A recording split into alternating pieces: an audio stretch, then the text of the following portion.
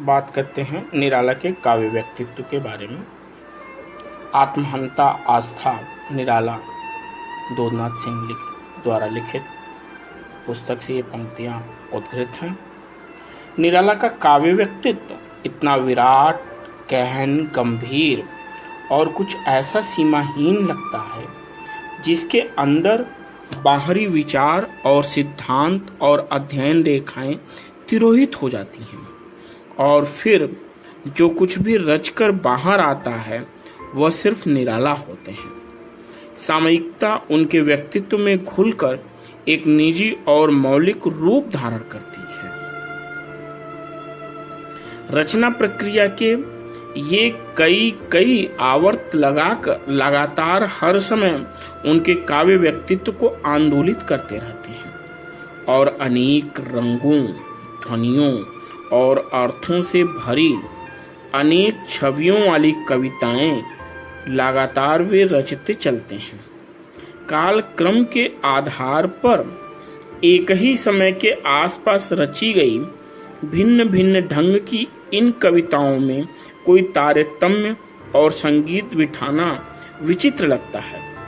इसीलिए संभवतः निराला अपने काव्य संग्रहों के प्रकाशन के समय कविताओं का चयन करते समय कविताओं को कहीं भी विषय वस्तु, शिल्प या भाषिक संरचना की एक रूपता के आधार पर विभाजित करने की ओर ध्यान नहीं देते, बल्कि अपने कवि व्यक्तित्व के अनेक रचना स्तरों को ज्यों का त्यों सुरक्षित रखते हैं। यहाँ तक कि गीतिका में भी जो संगीत और गायन पक्ष को विशेष दृष्टि में रखकर लिखे गए गीतों का संग्रह है, इस तरह के अनेक रचना स्तर गीतों के बंद में सुरक्षित हैं।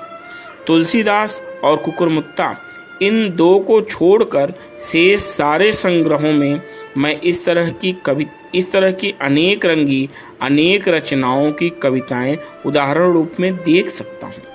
संसार की किसी भी भाषा में ऐसे कवि बहुत कम होंगे जो रचना स्तरों के अनेक रूपों को साथ साथ वहन कर सकें और लगातार अनेक मुखी अर्थों वाली कविताओं में रचना करने में समर्थ हूँ।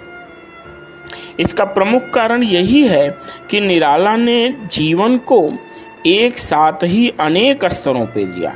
शायद जीवन और काव्य रचना एक ही साथ संघर्ष और संघात के इतने सारे फ्रंट खोलने, लगातार लड़ते रहने और रचते रहने की मानसिकता और शारीरिक थकान को समझने के बाद ही उनके मानसिक असंतुलन को समझा जा सकता है और तब यह कोई ऐसी अजूबा स्थिति नहीं लगती, क्योंकि शरीर और मस्तिष्क की तो सीमा होती ही है और निराला ने अपने असीम शारीरिक और मानसिक क्षमता के साथ इस सीमा का चाहे जाने अनजाने लगातार उल्लंघन किया है। ऐसा न करना एक तरह से मानसिक समझौता परस्ती को प्रश्रय देना था, जो निराला जैसे गहन संवेदनशील के लिए असंभव था। धन्यवाद।